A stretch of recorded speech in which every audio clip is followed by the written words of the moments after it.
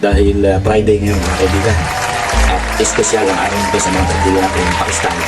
Dahil prayer, Friday prayer, Juma. O-order tayo mga kaibigan ng espesyal na tinapay ng ating mga kaibigan Pakistan. Yung roti. Teka, para natin ang ating kaibigan. Kainin mo kayo pa isa pa rito. Hello, Sarah Baldarwar. Hi, good morning. I will order after lunch. You can deliver 1 o'clock. Okay, one full grilled chicken. Okay. Grill, how about charcoal? Okay. Okay, you change location? Which location now?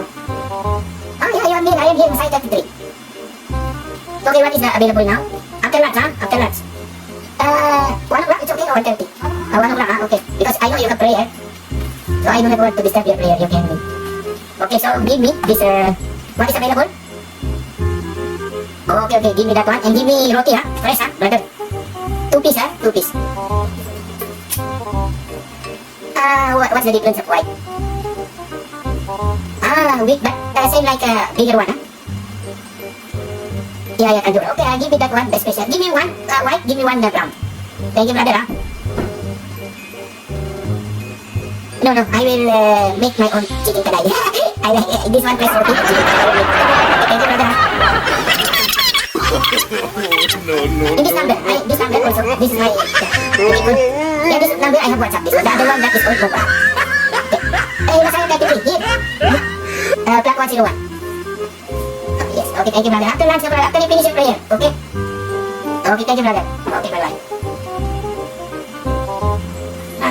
Today is very special dahil Friday, may prayer at lahat ng mga kaibigan natin Muslim hindi nag-deliver ng mga food kapag hindi pa tapos ang kanyang prayer. So, as a respect, after lunch, mga 1 o'clock sila mag-deliver. Okay lang yan kasi normally ganyan ang lunch namin dito. After 1:30, gising-gising, mga 1:30.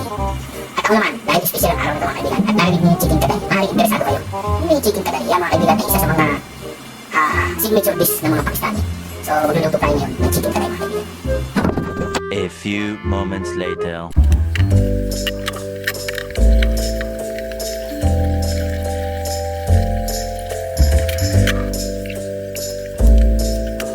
Tapos na yung preparation natin ng ating gulay. Ito na. Isasalang na natin dito yung ating ayan yung kaldero natin mga kaibigan. Siyempre, papainitin na natin. Kailangan yung mainit na mainit. Lagyan lang natin ng konting mantika. Konting mantika lang mga kaibigan. Huwag masyadong marami. Okay na yan. Kasi lalagyan pa natin to ng ghee. Pero ipipilito ko muna yung aking sili. Ipipilito ko muna kayo yung aking sili. Kasi gaya na sinabi ko, kumakain talaga ako ng sili. Lalo ngayon medyo malamig na.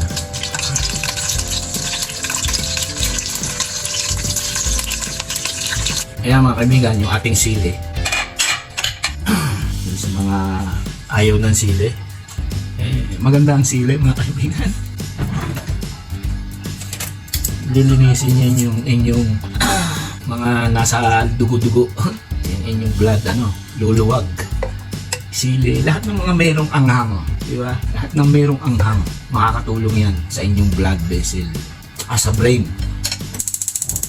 Ngayon mga kaibigan, siyempre, lalagyan natin to ng ghee. Itong ghee mga kaibigan ay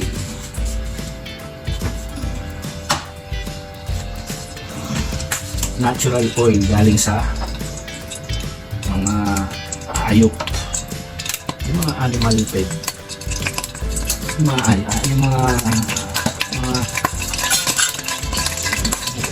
kain sa animal oil ito,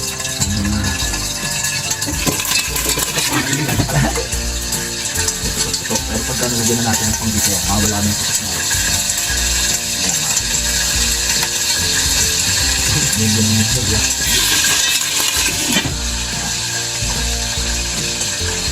Lagyan natin mga kanyang natin kamatis, luya, bawang. Mawala na yung putok-putok yan. Kasi yung kamatis, yan ang dominant ng kalay, tsaka yung luya. Doon sa mga kaibigan natin Pakistani, siyempre, May sarili silang technique. Yung Filipino technique. Pero halos similar yan sa kanila. Yung kanilang chicken kaday. May tomato. Tomato base. Hahayaan nila yan na kaya mainit na mainit yung apoy nila. Yung iba nga ginagawa pa, meron pa silang yung tinatawag na karahi. Yung kawali nila na napakainit na halos nagbabaga na yung kawali sa tindi ng init. Yan, nakikita niyo yung ginger, yung tomato. Yan. Kailangan muna natin magisa ng todo yung kamatis. At yung kamatis, yun yung magiging ano natin kung kailan natin ilalagay yung karne. Kaya muna natin matunaw yung kamatis.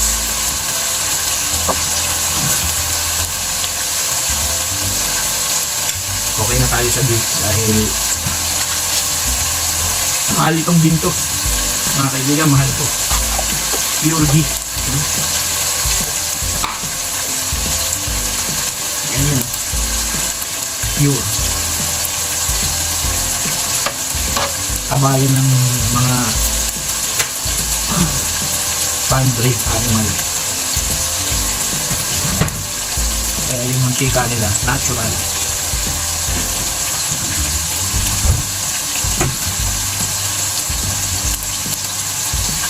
Tsaka yung kanilang ginagamit na pampalasa lang, asin. Asin lang mga kaibigan. Tsaka paminta. Medyo nalulusaw na yung kamatis. At pag nalusaw na yung mga kaibigan, ilalagay na natin yung manok. Yung manok kaibigan. Hindi natin ito lalagyan ng tubig ha. Wala kayo ilalagay ng tubig. Yung iba, yung katulad ng mga luto yung iba, lalagyan ng mga tubig. No, ito hindi natin lalagyan ng tubig ito mga kaibigan.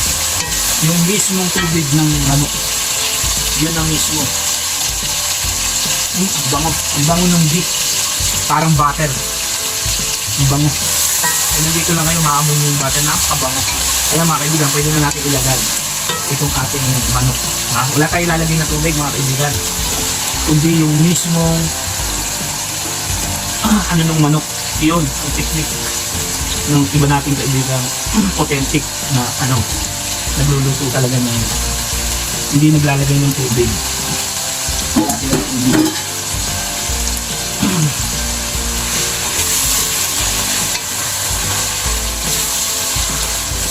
Ayan yun mga kaibigan. Doon sa mga kabayan natin na nakapag-asawa ng mga kaibigan natin ayan yan, pag nagluluto sila. Ayan yung mga kaibigan, hihintayin mo na yung maluto. Hihintayin mo na yung maluto. Yan. Meron pang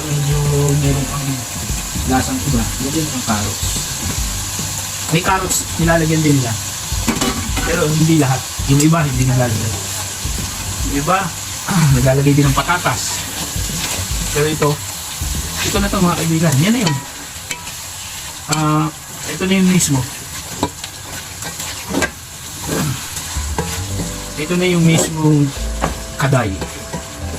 Ayan na yung mga kaibigan. Hihintayin nyo lumambot yung carrots. Hindi rin sila masyadong naglalagay ng kahit anong rekado. Yan na lang yung mga kaibigan. Tapos maglalagay lang kayo ng sibuyas sa final na. Pagka pinali na, ihinaan nyo na kayo yung apoy na yan.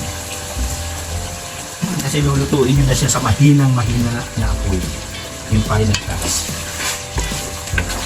Ito na yung mga kaibigan. Yan. Walang tubig, walang Yan na yung mismo mga kaibigan.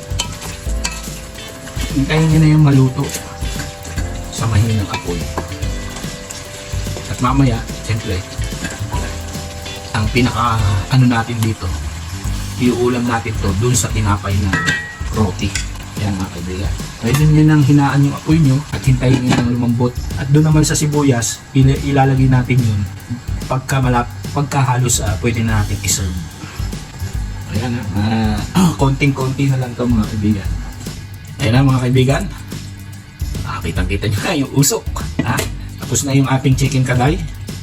Siyempre lalagyan natin ng toppings mga kaibigan. Ayan. At saka yung kanyang sili. Ayan. para sa final touch. Ayan mga kaibigan. And then, titikman na natin to. Kasama yung roti. A few moments later. Ayan, titikman natin itong roti. Pasensya na kayo, inedit ko yung sound kasi itong ating guest ay nag-iinit. Kaya mga kaibigan, yan yung itsura ng roti. Isang tinapay na walang yung pampaalsa. Yan. Traditional mga kaibigan, niluto sa tandoor oven. Mainit pa yan nung dumating mga kaibigan. Ayan, excited na excited akong tikman kasi nga yung tandoor bagay na bagay dyan sa chicken kaday. Ayan mga kaibigan, first bite.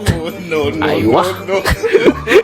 Ang sarap mga kaibigan, sarap na sarap. Na-miss ko kasi yan. Matagal ako hindi ako nakakapunta ng Karachi Darbar Ayan yan, chili, siyempre. Ayan, binabati kita brother Nosyad. Ayan, mga mahihilig yan sa chicken kaday. Si Samir, Mr. Samir, ang aming magaling na PRO noon. Isa ring Pakistani. Si Jagdish, mga kaibigan. Siyempre, yan, mahilig yan sa chicken kaday. Tsaka yung kanyang, magkakasama kami niyan Sila Jagdish, Dinesh. Pero alam ko si Dinesh